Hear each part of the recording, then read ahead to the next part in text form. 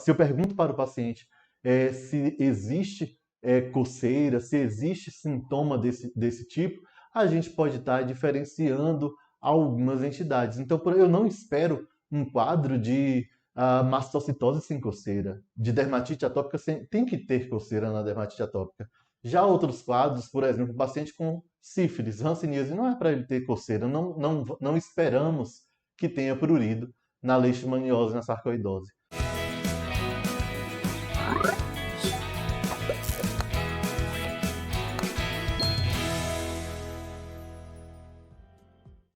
Se tem uma aula que é muito importante para a vida e para a prova, é essa aqui.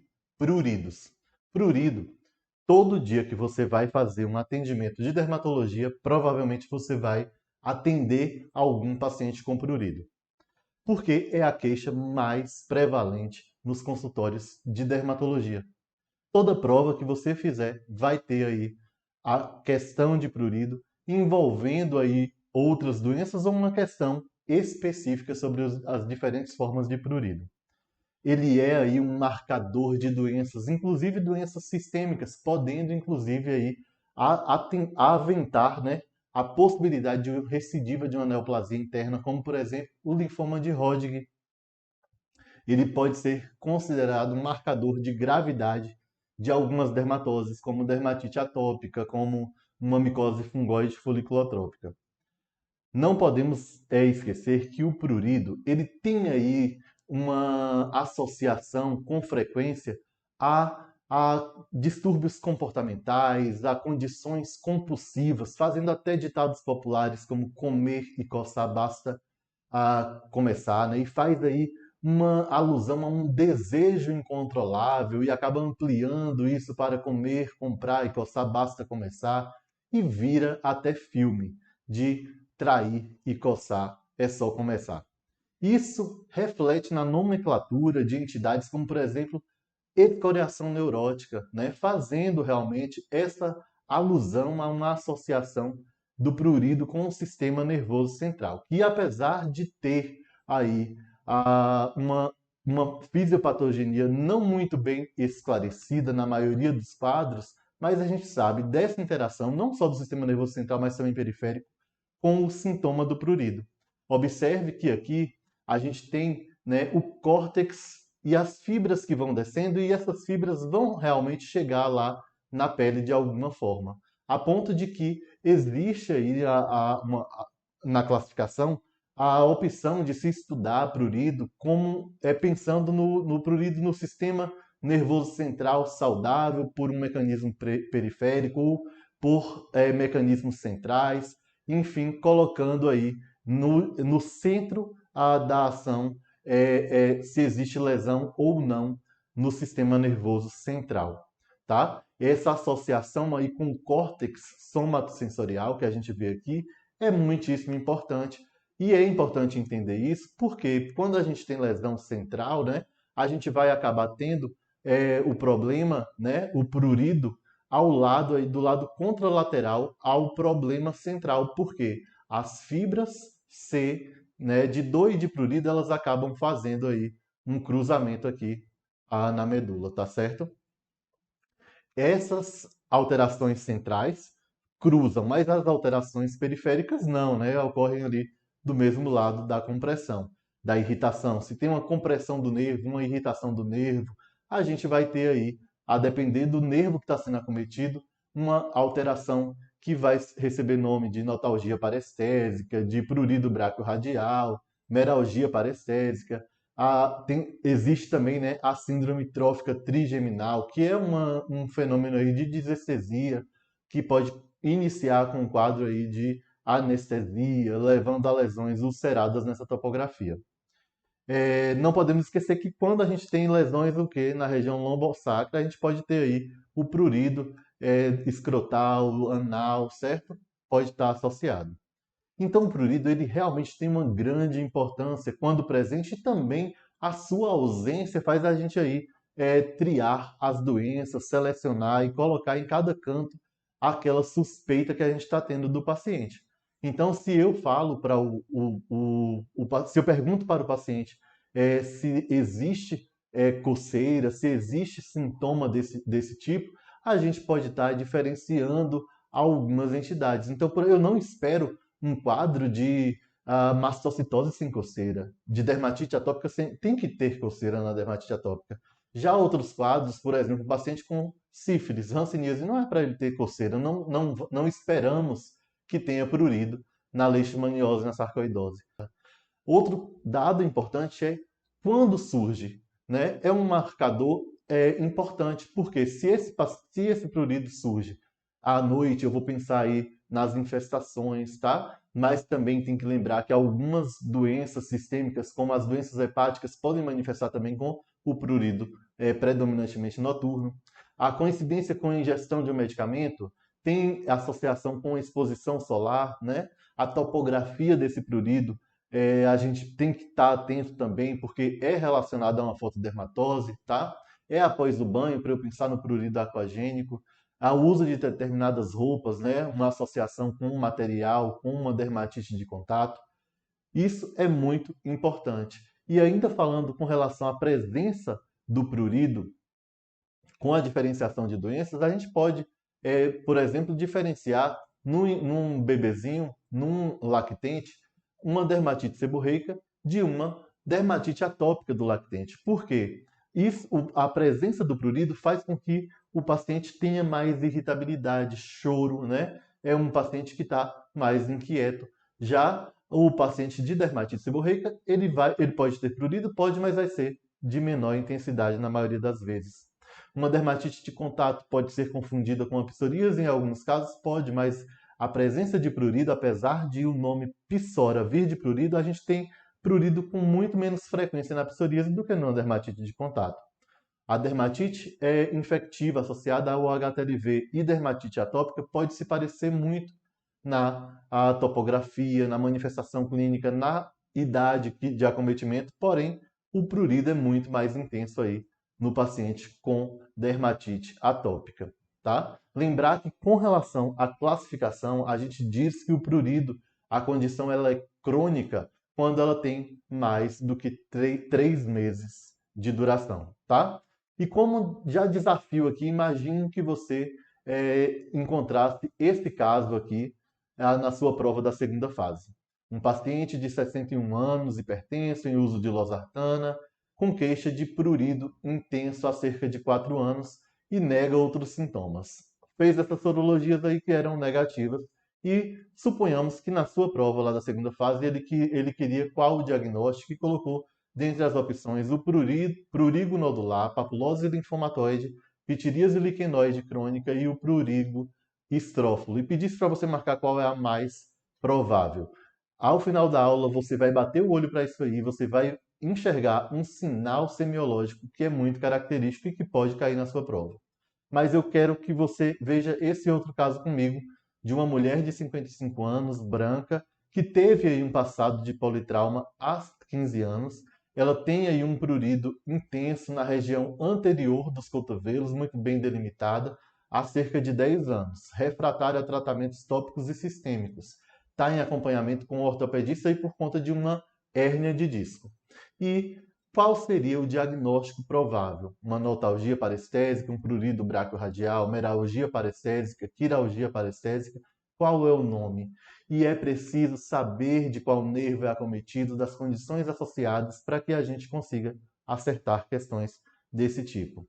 Não esqueçam que o prurido ele é o principal sintoma das doenças dermatológicas. Ele pode ser desencadeado na pele ou no sistema ou através do sistema nervoso central. Então, pode ser de forma direta ou indireta na pele. E o sistema nervoso acometido pode ser central ou periférico. Não existe uma lesão específica do prurido, tá? É uma importante manifestação de várias doenças sistêmicas e lembrar que a sensação desagradável na pele, o desejo incontrolável, né, de coçar, vai levar aí a uma série de complicações de escoriação, de fissura, enfim. É um sintoma também considerado de autoproteção, tá? Assim como a dor. Não podemos confundir prurigo, tá? Que é caracterizado aí pelo prurido associado a uma pápula com prurido, tá? E só para vocês terem uma noção da frequência do prurido em algumas doenças, né? Da prevalência do prurido, a dermatite atópica é obrigatório, é critério.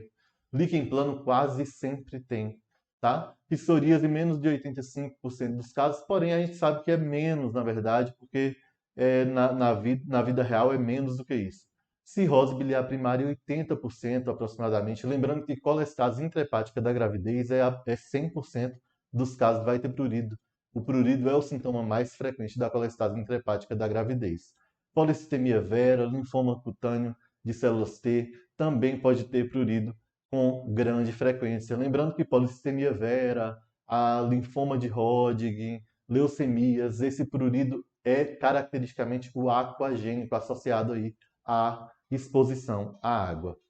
Aí, para explicar um pouco da fisiopatogenia do prurido, é preciso lembrar que os queratinócitos, né, ali na epiderme, eles recebem as ramificações dos filamentos aí de fibras nervosas do tipo C, que estão associados aí com a dor e o prurido, mas aqui falando dos receptores do prurido, eles podem ser aí ativados por uma série de substâncias, que são os mediadores neuropeptídeos envolvidos aqui no prurido. Desde acetilcolina, opioides, fator de crescimento, os receptores H1, H4, as interleucinas, né, citocinas IL-1 e IL-31, que é fortemente associada aí ao prurido. Então existem muitas moléculas e é importante a gente saber dessa diversidade de gatilhos, né, de substâncias, de mediadores, porque se eu não tenho ideia disso, eu acabo colocando como primeira linha um corticoide para urticária. E urticária não é corticoide, a medicação de primeira linha. Urticária está relacionado com uma degranulação, né, de mastócitos, fazendo uma liberação de histamina. E nesses casos de quadros que eu tenho histamina envolvida, eu vou usar antihistamínico, tá? Eu não vou usar, por exemplo, o antihistamínico na doença que tem relação aqui com uma colestase. O prurido colestático ele não responde ao antihistamínico, certo? Então é importante estar atento e dessa forma faz as divisões aqui do prurido que é dermatológico, que a gente tem essa relação, né, com histamina, interleucina, prostaglandinas. O prurido sistêmico ele pode estar relacionado aí com as doenças hepáticas, renal, tá? Lembrar que a doença hepática em qualquer momento pode ocorrer, mas a renal é crônica, certo? Quando eu tenho um problema aí associado a uma compressão de fibras nervosas, que é o prurido aí neuropático, neurogênico, tá? A gente pode ter também associação aí com o sistema nervoso central, no caso de AVC. Esses pacientes com fibras nervosas acometidas, cujo problema é no sistema nervoso, eles vão se beneficiar de gabapentina, pregabalina, certo? E da mesma forma que a gente conduz lá a sensação, né, a dor do membro fantasma, esse tipo de quadro vai se assemelhar aqui nos pruridos de origem neurogênica neuropática. Já os quadros que são psicogênicos, né, que aí estão associados como mediadores à serotonina principalmente, a gente tem os quadros aí de delírio, de parasitose, estresse, depressão, e lembrar que nesse cenário, a pimosida, que é um antipsicótico de primeira geração, ele é o antipsicótico de primeira geração mais utilizado na dermatologia, tá?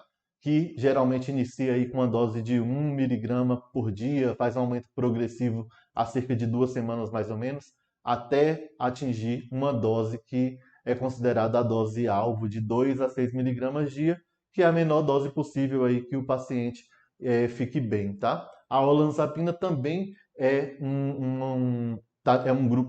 do grupo dos antipsicóticos, mas ele é de segunda geração.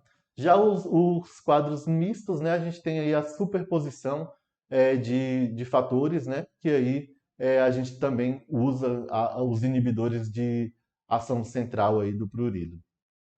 Dentre as causas de prurido, a gente tem desde os quadros que são localizados com lesão cutânea, que a gente tem também quadros que são generalizados com lesão cutânea. Muitos desse primeiro grupo já também serão incluídos aqui no segundo grupo. Temos os quadros que são localizados sem lesão cutânea e os quadros que são aqui generalizados sem lesão cutânea. Então tem que Quando o paciente chega com prurido, a gente tem que encaixar. Ele tem uma lesão inicial ou não tem uma lesão inicial? Ele tem um prurido que é generalizado ou ele é localizado? E só com isso aqui você já consegue agrupar em algumas caixinhas aqui esse paciente. Então, por exemplo, o paciente que tem psoríase, pode coçar? Pode coçar. Esse prurido geralmente é o quê? Um prurido localizado e com lesão cutânea. Poderia ser generalizado? Poderia, se ele tiver aí uma doença que acomete a maior parte do tegumento. Então, surge de doenças cutâneas, na maioria das vezes, como eczema, psoríase, o prurido do inverno, a escabiose, algumas doenças aqui também podem fazer quadros aqui de prurido localizado de origem dermatológica. A maioria deles vão estar aqui também associados ao quadro ao quadro generalizado, tá? O localizado sem lesão cutânea, que a maioria está relacionado com acometimento neurológico de ramos periféricos ou de uma doença também que causa uma neuropatia periférica de longo prazo, como o diabetes. Mas observe que, por exemplo, notalgia parestésica, que nós vamos discutir hoje, meralgia parestésica, prurido braquiorradial, que também vamos discutir, o prurido após o AVC. Então, várias entidades associadas a lesões aí, acometimento de nervos periféricos ou a um acometimento neurológico central de fato. Já o quadro generalizado sem lesão cutânea, aqui a gente tem muita doença sistêmica, né? Ou mesmo uma xerose, mas assim, muitas vezes doença sistêmica, como doença tireoidiana, deficiência de ferro, colestase, né? A gente tem aqui os quadros de policitemia vera, a paraproteinemia, infecções HIV, a hepatite C, tá? Farmacodermia, certo? Doenças metabólicas, enfim, a gente tem uma série aqui de doenças sistêmicas que podem estar associadas a esse quadro. E o generalizado com lesão cutânea entra todo mundo, basicamente, que estava lá nos localizados com lesão cutânea, e outros aqui, como, por exemplo, a urticária, mastocitose, tá? Micose fungoide, a dermatite atópica. E lembrar que, por exemplo, assim, ó, o prurido é tão interessante porque, por exemplo, assim, pênfigo não coça, mas o pênfigo bolhoso coça muito. Pênfigo que coça só se for o pênfigo herpetiforme, mas o pênfigo em geral não coça, né? Mas o pênfigo bolhoso coça. E é um dos quadros aqui de generalizado com lesão cutânea. E a maioria das infestações vai estar aqui nesse grupo dos generalizados, tá? No grupo do generalizado, como pediculose, escabiose, vai estar aqui nesse grupo, tá certo? E a gente vai começar falando um pouquinho aqui da erupção polimorfa à luz, tá? É um tema que a gente vai discutir também em outras aulas, sim, mas é uma oportunidade da gente estar vendo o tema mais de uma vez, afinal, é a única forma que a gente tem de aprender, é estar vendo isso aqui várias vezes, tá? O prurido ele é muito frequente na erupção polimorfa à luz e acaba sendo aí o primeiro sintoma. Ela é a mais frequente das fotodermatoses idiopáticas e a gente tem uma erupção que ela tem uma morfologia variada, por exemplo, pode ser aí bolha, vesícula, placa eritemato-edematosa, mas é sempre na área que é exposta ao sol, sempre em área fotoexposta. Antigamente se achava que era praticamente só o VA, mas a gente sabe que o VA e o VB também estão associados. E aqui eu chamo a atenção para um detalhe. Apesar de ser uma fotodermatose, e muitas fotodermatoses a gente vai ter isso, ela pode ser tratada com fototerapia, porque vai fazendo uma espécie de dessensibilização e outra coisa. Quando a gente indica fototerapia, a gente está indicando feixes específicos, determinados comprimentos de onda, não é a mesma coisa que pegar sol, que tomar sol, que ele tá ali se expondo a um intervalo muito grande, tá, de radiação e que existe ali coisa que é maléfica para ele também. As manifestações clínicas elas podem surgir ou horas ou dias, poucos dias após a exposição.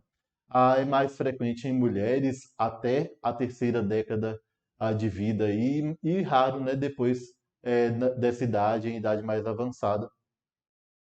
E clinicamente a gente vai ter placas eritemato papulovesiculosas, eritemato edematosas e a liquenificação. Eu grifei liquenificação por conta do prurido, que é marcante e pode estar intenso, tá? vai fazer diagnóstico diferencial com lúpus eritematoso subagudo, eritematoso cutâneo, tá? A erupção linfocítica de Gessner e Kanoff, que é um pseudolinfoma, certo?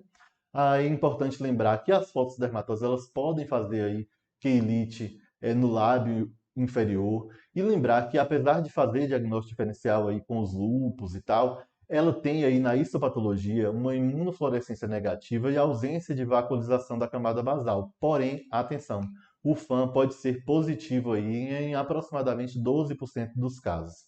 O que é bom aqui é que o tratamento de primeira linha inclui antimalárico, fotoproteção, polipodileucotomos, que se assemelha aí ao tratamento do lúpus. Aqui também poderia se beneficiar do uso da fototerapia, mas não vai indicar fototerapia no lúpus, tá bom? Olha como foi essa questão que caiu em 2021. Em relação à erupção polimorfa à luz, assinale a alternativa correta.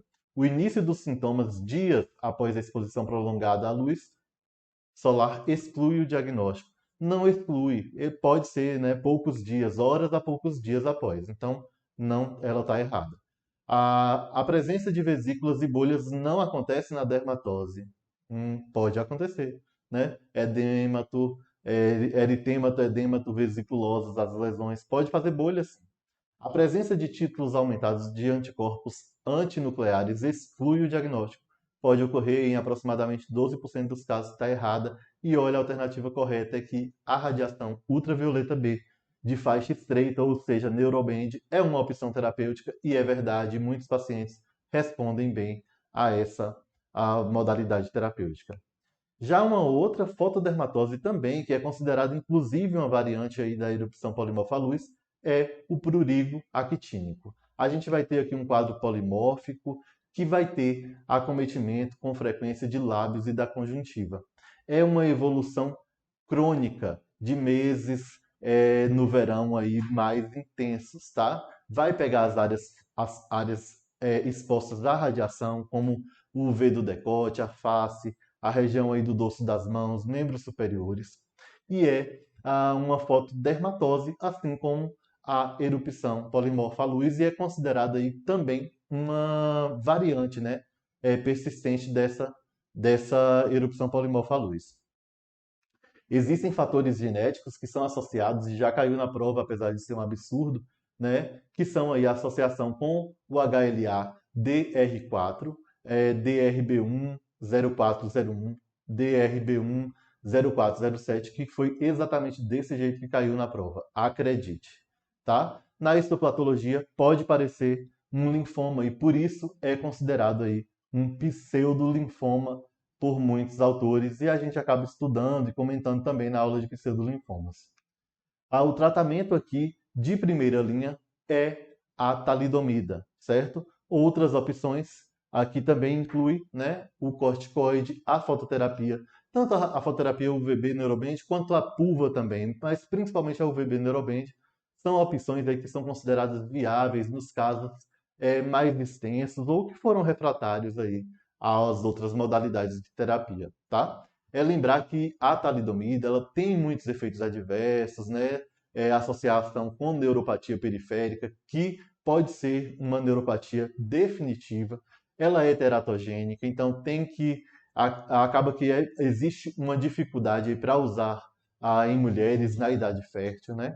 E há homens que façam uso, mesmo homens vasectomizados, né, que tomam a medicação, é orientado que eles usem aí preservativos. Acredite, isso já caiu na prova, tá? Mas a medida mais importante é a fotoproteção.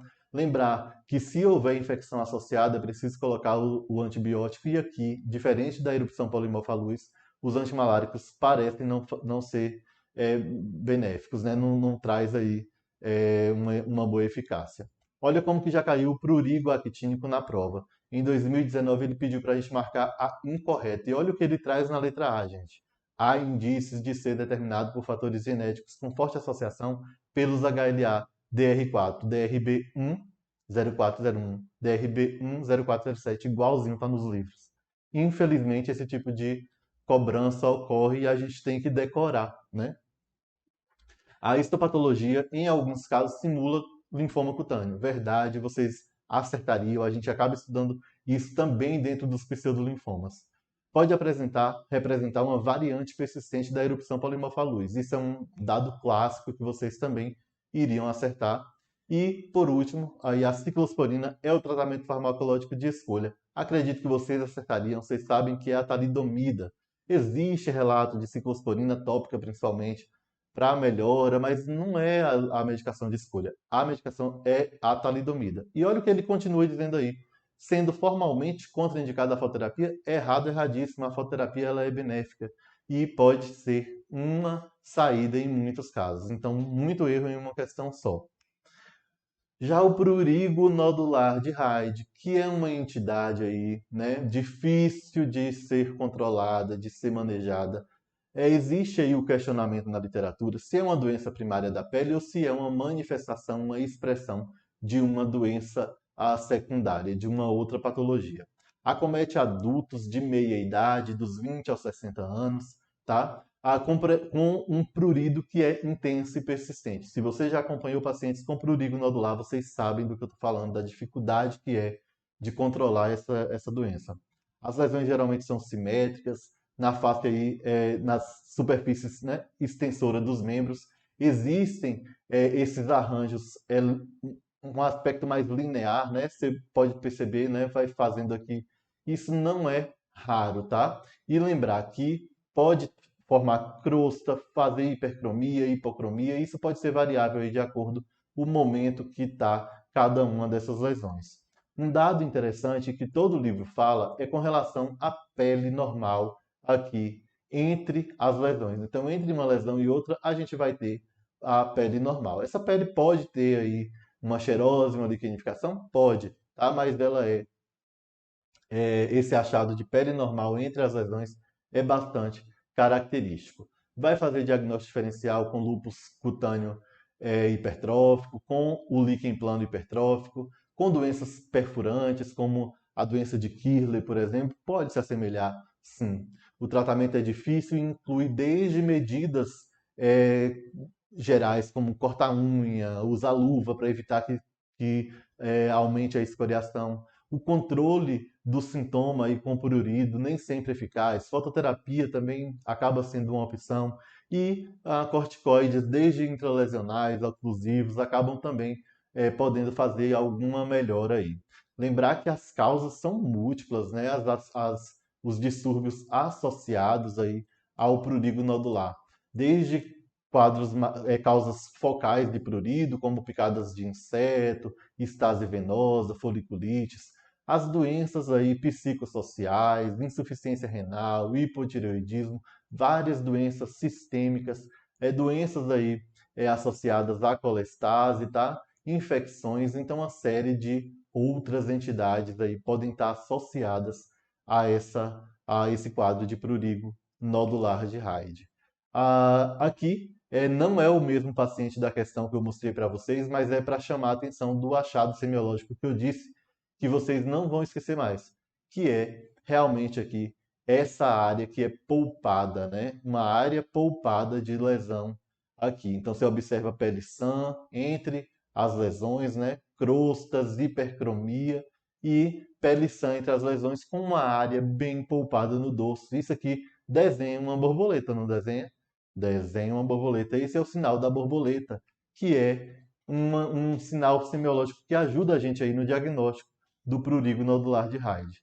Se você olha direitinho, é uma borboleta. A gente tem aí, faz o diagnóstico da borboleta. E se esse paciente não é o da questão, olha aqui o paciente da questão, também fazendo a borboletinha bem bonitinha, tá? Então a resposta era prurigo nodular. Você não iria marcar papulose linfomatoide sem uma imunistoquímica, sem uma biópsia. A pitiríase liquenoide crônica, a gente iria ter outros achados, né? Ao exame físico, que também teria que ter uma biópsia para nos ajudar. Prurigo estrófilo, a gente ia ter uma seropápula, iria ter uma outra idade, geralmente não é o paciente dessa idade, é outro quadro, tá certo? Então aí, essa área poupada é o achado semiológico que eu queria chamar a atenção de vocês, tá bom?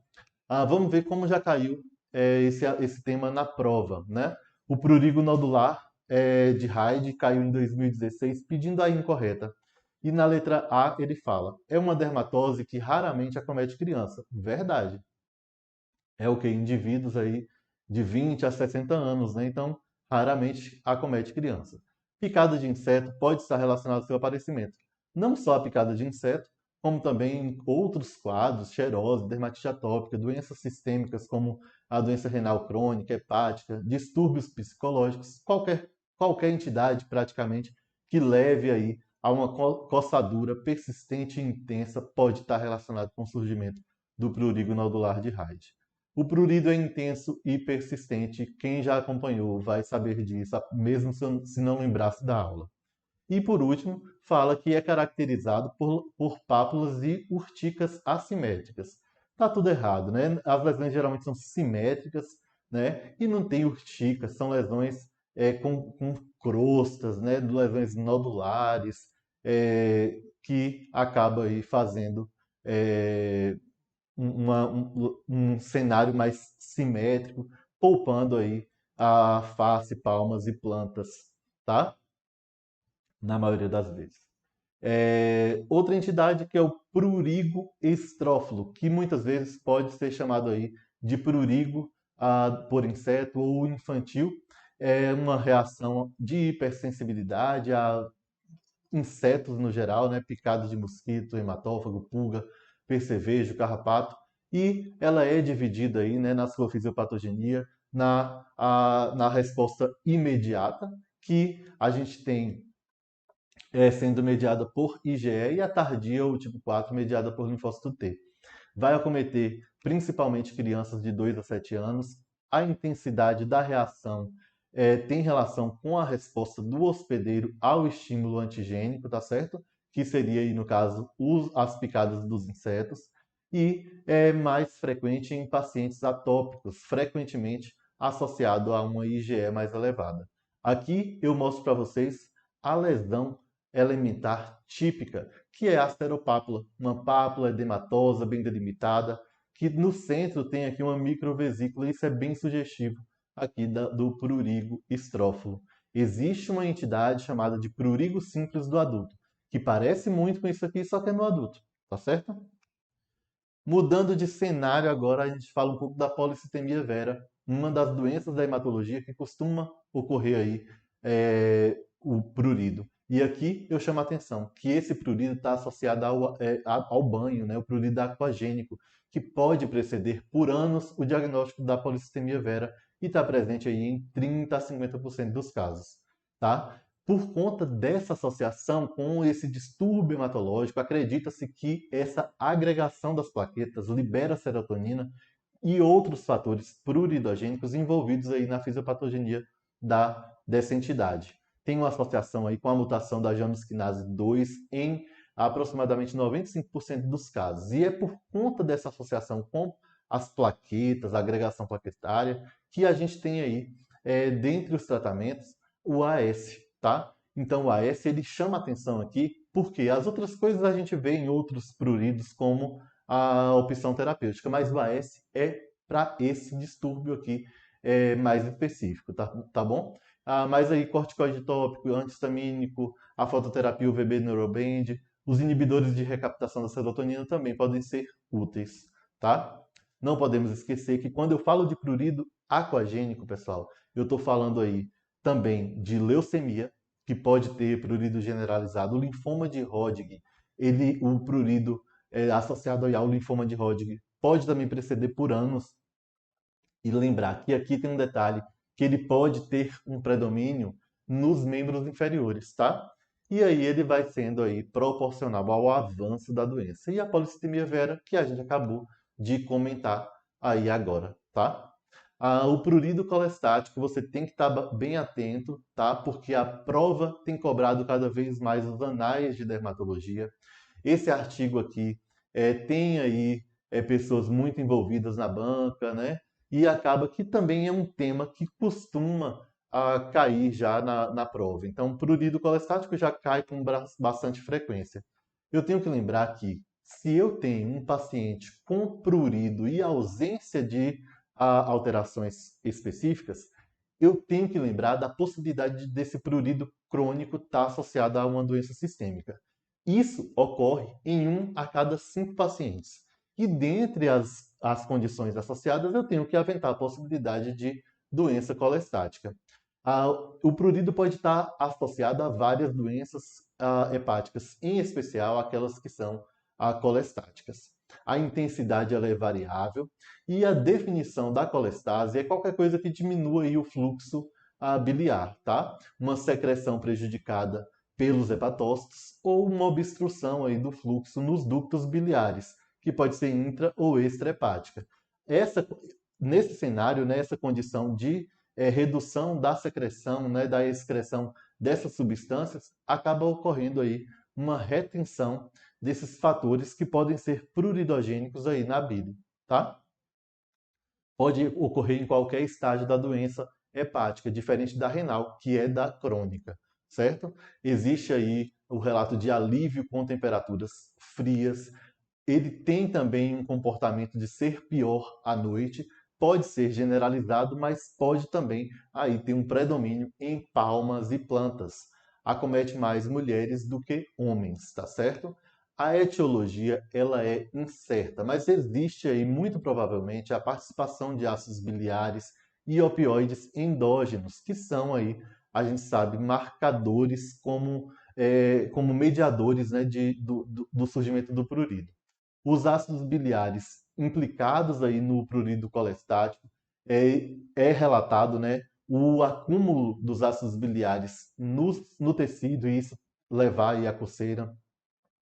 Opioides endógenos têm associação com receptores MOR e COR, tá? E esses mesmos receptores, quando ativados, podem levar aí o aumento da coceira e os COR fazer a inibição, mesmo tendo aí a ação, sendo o mesmo agente fazendo aí ação em receptores diferentes, pode ter aí uma ação, né, e um quadro diferente de inibir um e o outro ser de estímulo.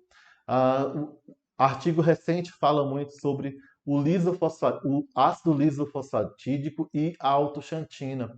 O que ocorre, né, que a autoxantina ela acaba sendo convertida aí no ácido lisofosfatídico e isso faz ativação neural, sendo aí um elemento importante no prurido colestático.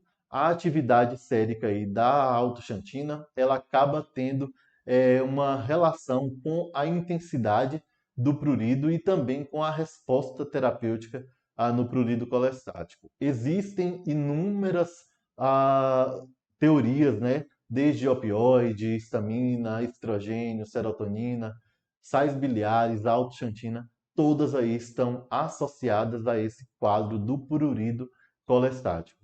As doenças principais aí associadas, né, ao prurido com relação ao prurido colestático, a gente tem a colestase intrahepática da gravidez, que eu já disse para vocês que é 100% dos casos, tá? A colangite biliar primária e a colangite esclerosante primária em cerca de 70 a 80% dos casos. E um dado que pode virar pegadinha é que esse prurido ele vai reduzindo com a progressão da doença, tá? Ele vai reduzindo com a progressão de doença. As colestases obstrutivas por cálculo, tumor, aí é menos frequente, mas ocorre em 16 a 45% dos casos. Lembrar que os pacientes com colestase de qualquer etiologia pode ter prurido, mas ele é mais associado, né, o prurido secundário a doenças colestáticas é mais importante nas intrahepáticas do que nas extrahepáticas, tá certo? Dentro aí colocando aqui com relação à classificação pelas colestases, né, a gente pode ter uma insuficiência por secreção, que ocorre aí principalmente na colangite intrahepática da gravidez, e outras mais raras, né, na colangite aí familiar progressiva, a recorrente benigna, outras mais raras. Eu deixei em negrita as mais importantes, as anormalidades do ducto intrahepático, como a colangite biliar primária, a colangite esclerosante primária, a síndrome de Alagille poderia cobrar, mas acho mais difícil, tá? E aqui pela obstrução, que aí a gente vai ter os cálculos, tumores, colangite esclerosante primária e secundária, pode estar relacionado com obstrução, metástases linfonodais, enfim, os fenômenos de neoplasias, né, podem estar associados aqui. Com relação à abordagem, a gente tem que estar atento, né, que é um algoritmo que tem nos anais de dermatologia também, lembrar que, a depender da causa, a gente vai ter uma conduta. Se é uma causa aí de obstrução, não adianta eu ficar colocando medicação tipo ácido urso desoxicólico, ou colestiramina, ou outras medicações que não vai ter uma resposta adequada. Então eu tenho que fazer a correção, né, cirúrgica. Se eu tenho uma colestase induzida por droga, eu tenho que tirar a droga. A colestase intrahepática da gravidez é indicado aí o ácido urso desoxicólico, tá? A colangite biliar primária, eu posso também fazer aí uso do ácido urso desoxicólico, mas também aí do benzafibrato. Aí o segundo passo, né, se não melhorou com essas medidas que a gente fez aqui, aí a gente vem para o segundo passo, que inclui aqui a colestiramina, a rifampicina, a naltrexona e a sertralina. A colestiramina, ela sequestra os ácidos biliares, remove substâncias aí associadas ao prurido no ciclo enterohepático. A rifampicina, ela tem a capacidade de controlar o metabolismo de fatores que são associados ao prurido, como o pregnano X, que é um dos fatores aí associados ao prurido. A naltrexona e sertralina, elas acabam reduzindo a percepção mesmo do prurido, e outras menos comuns, né? Mas inclui aí também fototerapia, os inibidores da alteantina, que é citado aí nesse artigo, tá? Drenagem nasobiliar, todas aí são opções no terceiro passo para o quadro que é refratário. E aí cai até no transplante renal, hepático, como aí o último caso. Imagine a pessoa ir para o dermato e sair de lá com a indicação de transplante hepático. É brincadeira, gente. Então, resumindo o tratamento do colestático, a gente tem a colestiramina, o ácido urso desoxicólico, que são os mais utilizados, a rifampicina, por conta da ação que a gente já comentou, mas também inibidores da recaptação da serotonina, naltrexona, os inibidores do transportador do ácido biliar ileal, né, que agem aí, eles acabam tendo uma ação na interrupção do ciclo enterohepático, aumenta a secreção aí dos sais biliares pelo o trato gastrointestinal e inclui aí o linerixibate, o maralixibate e o odevixibate. Essas informações é que estão aí no artigo e de repente pode estar na prova, mas aí também inclui os inibidores da autoxantina, esse sistema de recirculação de adsorvente ou plasmaférese para quadros mais refratários, a drenagem nasobiliar também, assim como a fototerapia UVB, Neurobend, são relatados como boas opções para alívio dos sintomas, tá? E, no geral, também ter os cuidados de hidratação, uso de emoliente, resfriamento, já que acaba tendo uma melhora, né, com as temperaturas mais frias e os cuidados em geral. E não esqueçam que anti-histamínicos são ineficazes para o prurido hepático, tá certo? Vamos para o rim agora, o prurido de origem aí renal, prurido chamado de urêmico, tá? Que é de etiologia pouco conhecida. Ele costuma ser paroxístico e tem associação com a insuficiência renal crônica. Não vai marcar na prova se ele colocar que é da doença aguda. Existe uma crítica com relação ao nome prurido urêmico porque não tem relação com os níveis séricos de ureia. Parece ter mais relação aí com opioides, acúmulo de componentes que tem aí uma maior dificuldade de ser filtrado no processo aí da hemodiálise, fazendo um aumento dessas substâncias e inclusive de citocinas que estão muito associadas como a IL-31, que é altamente aí uma citocina TH2 muito associada ao prurido e que eu sempre falo, caiu em 2023 na prova, uma questão que não é aqui da nossa aula, mas com essa aula fala que você não iria acertar. Ele pedia para marcar exatamente a correta. Era uma questão de dermatite atópica e ele pedia para marcar a correta. E olha aqui na letra D. A IL-31 é uma citocina TH2 relacionada ao prurido. Você iria acertar com certeza. tá? Era essa a resposta. E só para comentar mesmo aí. Mas voltando para o nosso prurido renal, ele ocorre em 15 a 20% dos pacientes em insuficiência renal grave final, né, sob hemodiálise, tá? E ele é menos frequente em crianças, pacientes pediátricos. Por isso, existe aí uma teoria de que existem alguns fatores que corroboram além da insuficiência renal crônica por ser menos frequente nas crianças. Já vou falar sobre isso. Não tem relação com sexo, com a duração da diálise, com a etiologia dessa insuficiência renal crônica.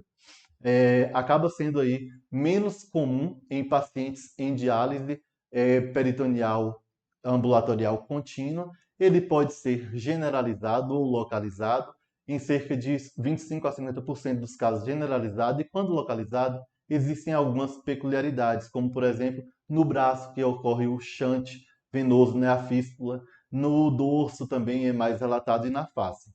A histamina sérica está aumentada nos pacientes urêmicos, mas isso não tem relação aparente com a intensidade do prurido. E o detalhe que eu falei com relação aos pacientes pediátricos, tem aí um fator de confusão a mais, é com relação à neuropatia periférica, que 65% dos pacientes têm também neuropatia periférica. E aí, será que não existe aí um fator de confusão, uma manifestação da neuropatia? Isso é muito questionado. Olha como cai aí esses pruridos associados aí a doenças sistêmicas na prova. Em 2022, ele colocou em relação às dermatoses pruriginosas de causa sistêmica a finalidade correta. Correta. O prurido urêmico ocorre em 5 a 10%, é 15 a 20%. Mas não é só isso que está errado nessa, não. Dos pacientes dialíticos, ok, sendo mais importante nos membros inferiores, não. Geralmente ele é generalizado, tá? E também não tem isso de melhorar no momento da diálise, não. Isso é bastante controverso. O prurido colestático, ele é localizado? Não, ele é generalizado. Geralmente pode predominar em palma e planta, né? Tá? E responde bem a colestiramina nos casos de obstrução completa. Obstrução completa você tem que desobstruir, então não responde bem a colestiramina, não. Tá? O prurido do linfoma de Hodgkin precede o linfoma em anos, ok? Predomina em membros inferiores, pode ser, sendo proporcional ao avanço da doença. Por enquanto, só li verdades. O prurido gravídico, letra D, está relacionado à diminuição da função renal. Na grávida tem aumento da função renal, mas não é só isso que está errado. Na verdade, prurido gravídico, não sei a que ele está se referindo, não sei se ele está falando da colestase intrahepática da gravidez. Se for, é um quadro que ocorre também mais para o final da gravidez, tá certo? Mas é muito vago esse termo aí de prurido gravídico. Vamos falar um pouco sobre os pruridos de origem neuropática, que é um grupo bem legal de estudar. A gente tem que lembrar, né, que quando eu tenho compressões, né, nervosas, tipo quando eu tenho compressão de C5 e C6, o prurido braquiorradial, região lombosacra, posso ter ali prurido anal, escrotal, região, pegando aí as vértebras T2 a T6, eu vou ter aí a notalgia parestésica. Então, uma série de doenças podem estar associadas aí a compressões desses nervos. A gente começa aqui pelo prurido braquiorradial, que desenha muito bem, muito bonitinho aqui, né, a topografia de acometimento nesses indivíduos que têm aí esse problema em C5 e C6, tá certo? Esse paciente, se cair na sua prova, é muito bem delimitado o problema, o sintoma, tá? É uma neuropatia por compressão aí da raiz dos nervos cervicais, C5, C6, nos dermátomos correspondentes, tá certo? Acaba ocorrendo aí também na porção dorsolateral dos braços, né, que é exatamente a topografia, e por ser uma área exposta à luz, inicialmente isso foi atribuído aí à radiação solar. Realmente ele acaba piorando com a radiação solar, porém ele poupa a face, é raro na infância, tá? E no final, hoje se sabe realmente que é decorrente a um dano da raiz cervical, ele é secundário aí, né, a problemas como osteoartrose, trauma, mais raramente tumor, né, por fazendo uma compressão do nervo, tá? Nem sempre você vai encontrar essa figura tão bonitinha desse jeito aí, você pode encontrar apenas a escoriação, certo? E lembrar que aqui é um quadro de abordagem terapêutica difícil, até porque o problema está ali nas vértebras, né? Corticoide, anti-histamínico, ele acaba tendo pouca ou nenhuma utilidade. A fotoproteção tem que ser indicada porque o calor, a radiação é um dos desencadeantes. E o tratamento da doença neurológica e pode levar à cura desse sintoma. Sempre que a gente fala de prurido aí associado à doença neurológica, tá? Não só das compressões nervosas, mas centrais, eu tenho que lembrar de esclerose múltipla, que os pacientes podem ter é, crises de prurido, né, generalizado e atribuído a uma ativação, né, ali do córtex, de fibras desmielinizantes, fazendo aí quadros de prurido.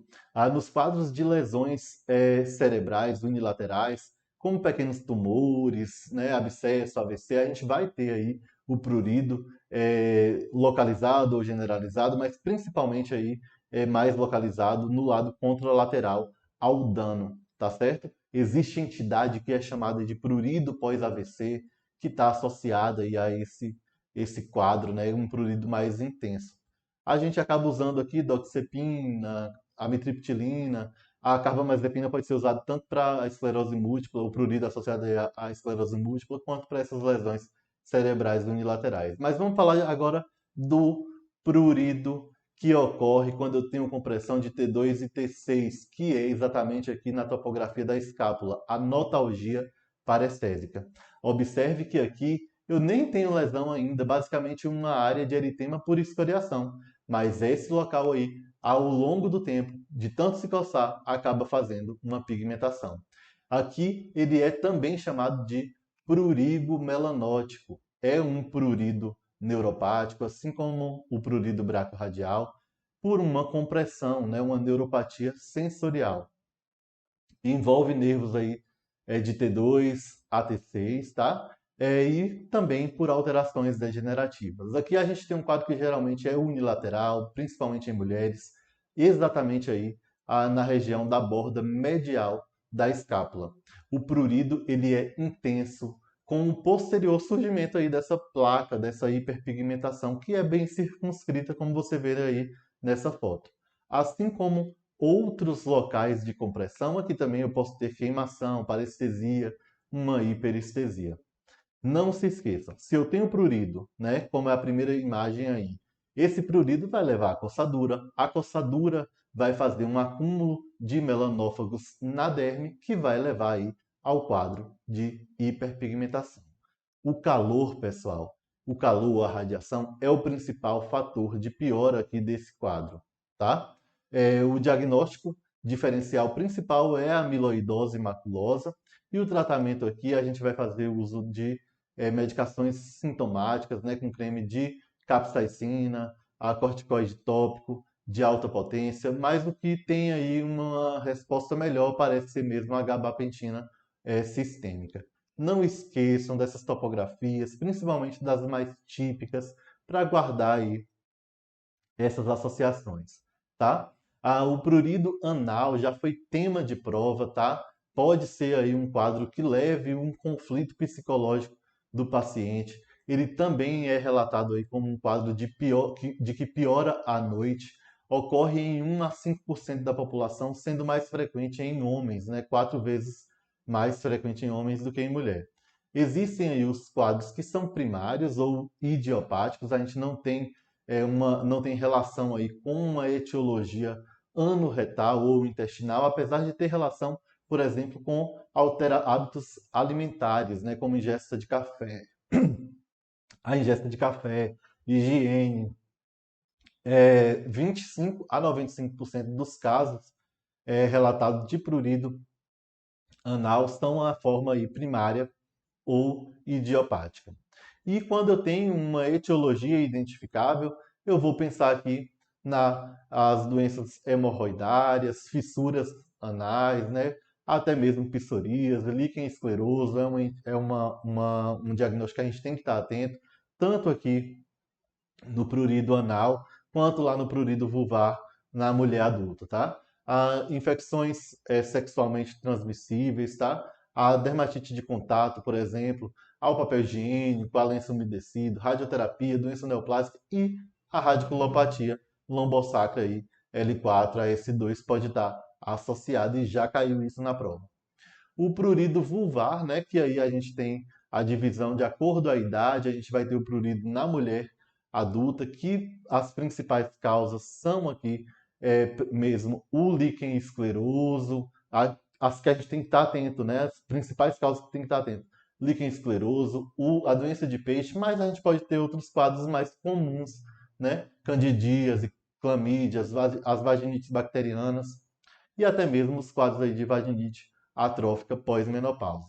Já no quadro da pré-puberal, né, a pré-púbere ela é mais suscetível a trauma, infecções, irritação, em decorrência aí da ausência mesmo do coxim adiposo nos grandes lábios, a ausência dos pelos acaba fazendo aí essa predisposição maior. Além disso, o ânus é muito próximo do introito vaginal e isso facilita aí a contaminação, né, por patógenos aí das fezes, tá?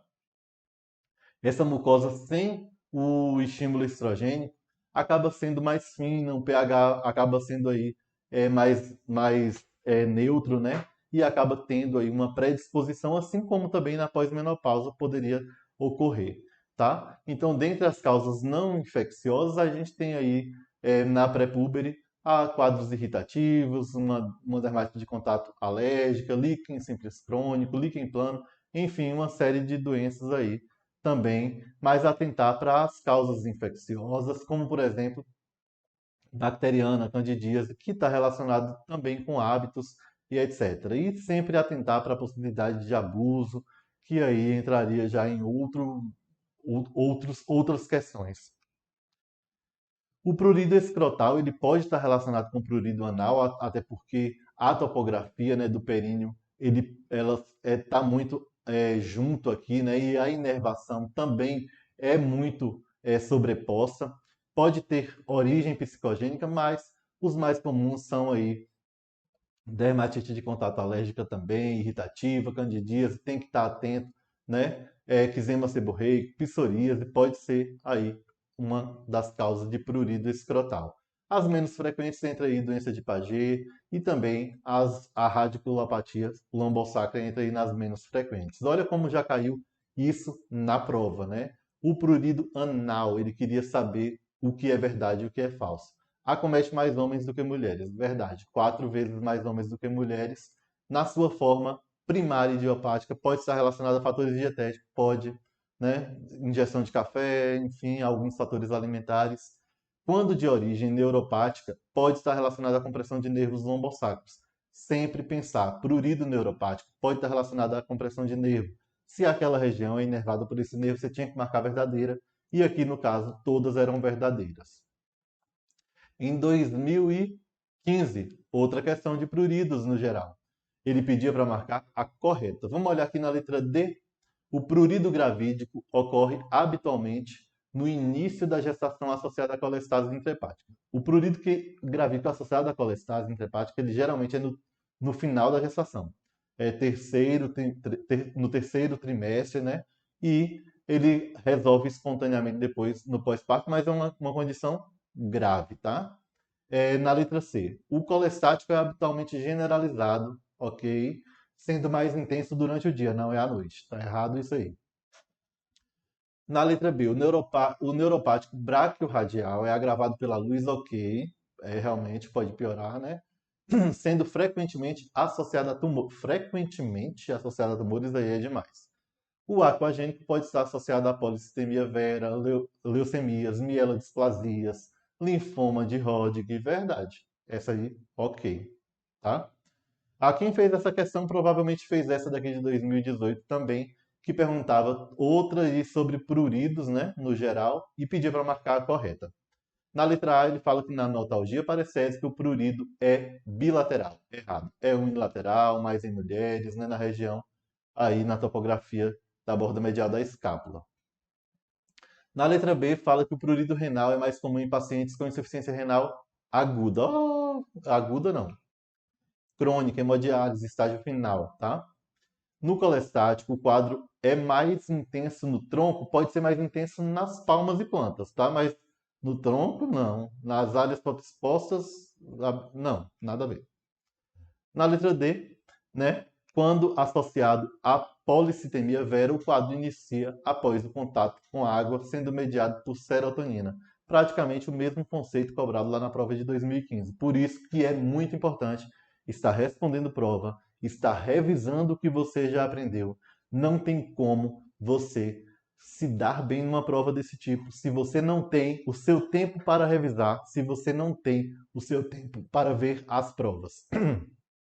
Um grande abraço e até a próxima aula.